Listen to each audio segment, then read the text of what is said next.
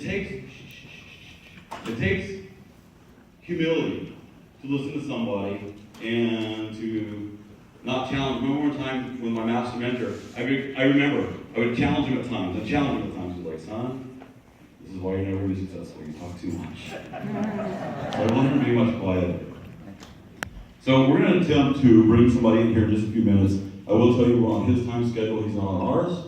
This was not planned, but because of our great staff and their hard work, we may have the ability to bring a guest in here.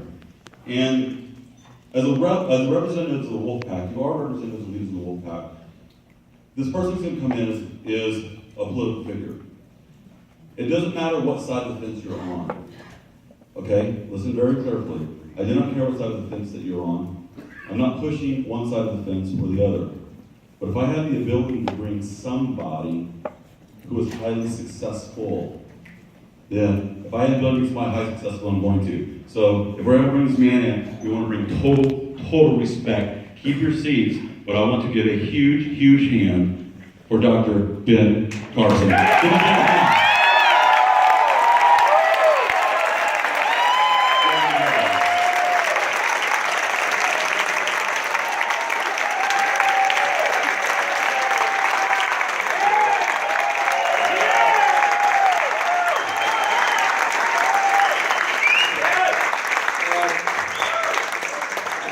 I just want to come back for 1 second to thank you for what you do, because right now it is so important that we get the business segment of our country rolling again. And one of the things that has concerned me the most is what is happening to the people of our country and their opportunities, particularly to the middle class and to the poor, because of the policies that are going on in our country. The number of regulations that has gone from a creep to a gallop, enveloping virtually every aspect of our lives. And it wasn't supposed to be that way. The government was there for a very specific purpose, and not to insinuate itself into our lives and to rule everything that we do. But all of these regulations cost money. Every single one of them costs money in terms of goods and services. And who does that affect? Poor people and middle class. Because when you go into the store and you buy a bar of soap and the price has gone up 10 cents, well-to-do people don't notice that. Poor people do. And middle class people notice it when they get to the cash register and they have a whole cart full of things.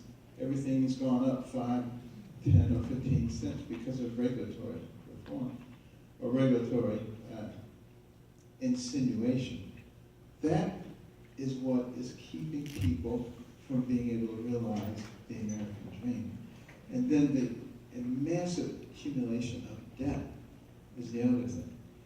Because in the last 10 years, our national debt has doubled, it's very difficult for the central bank to raise the interest rates because the debt service would be so high. With interest rates near zero, the debt service is $250 billion a year. If it rose to a normal level, it would be $1 trillion.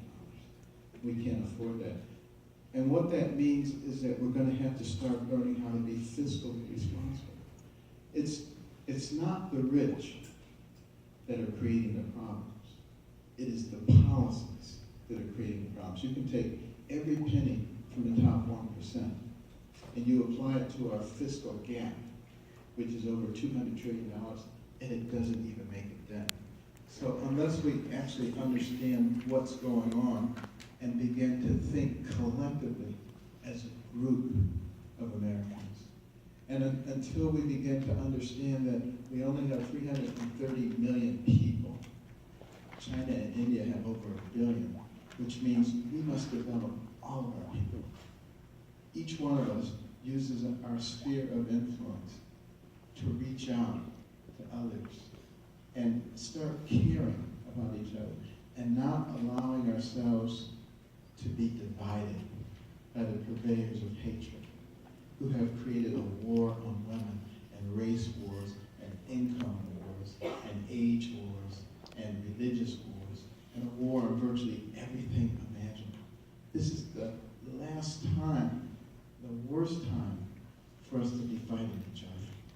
Because there are global jihadists who want to destroy us, and we don't need to aid them in doing that. And lastly, we must remember that America went from nowhere to the pinnacle of the world faster than anyone else. And it was because of the values and the principles that are part of who we are. And we should be in no hurry to give them away for political correctness. Thank you very much.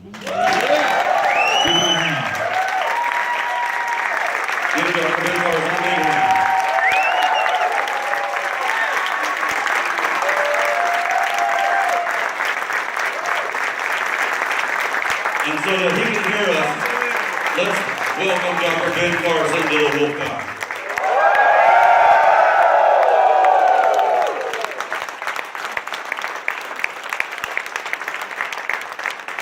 No matter what type of picture you're on, he's achieved greatness.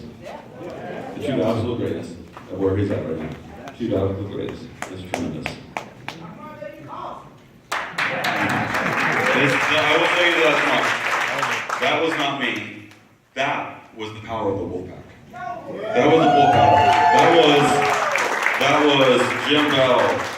That was Jim Bell, and working so hard, and Heidi, my sister, working so hard, and Devin, our head of security, working so hard to make this happen. I mean, they let them know the power of the Wolfpack.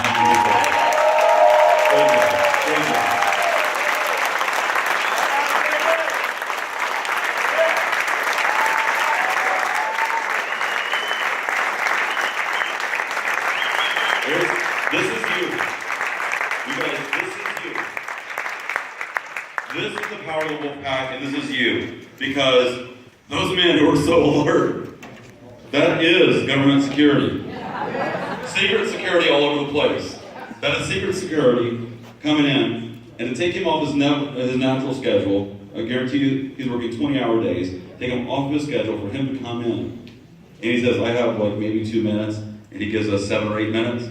That is tremendous, and that is you. So give yourself a big hand, because that is